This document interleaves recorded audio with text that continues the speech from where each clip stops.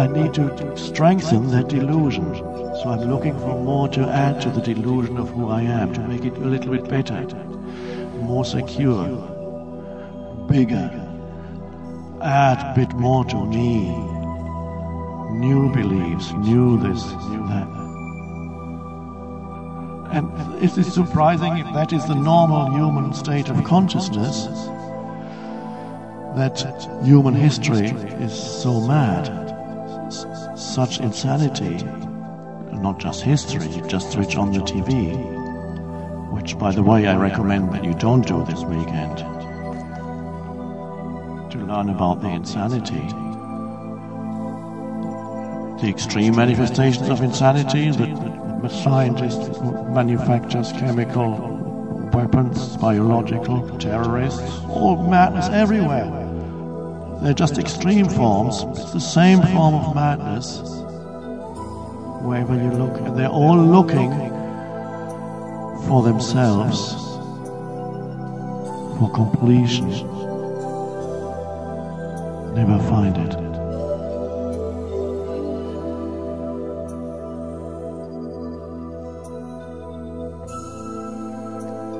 So there's this pseudo-knowledge of mind, and this is fine for practical purposes, it works quite well. We needed a little bit of mind to meet here. It's useful to speak too, to communicate, although there are other ways of communicating. When the mind, when you know the stillness that is prior to mind as the ground of being, then the mind is quite helpful, as it is helpful at this moment.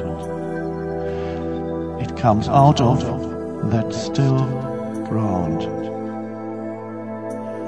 The words that come out of that have a certain quality, a certain aliveness, very different from words that come out of the mental accumulations, stored up stuff in the mind.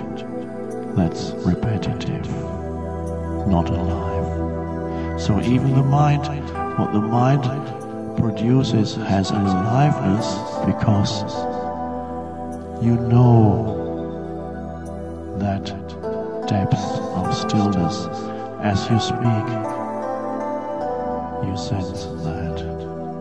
It speaks, you don't speak. So it begins with a simple thing like sitting here and listening in a state of such receptivity and alertness that little or no thought arises. Oh. And then, now that I say that, perhaps the mind comes in and says, oh yes, there I was without thought. That's okay. The next step in human evolution, and our gathering here, small as it may be, is part of that. The next step in human evolution is rising above thought. Because we cannot stay in thought, it's mad, it's become mad and self-serving, a vicious circle. If we stayed trapped in thought, we would destroy ourselves, because the madness of that state has now become more and more apparent, and increasing madness.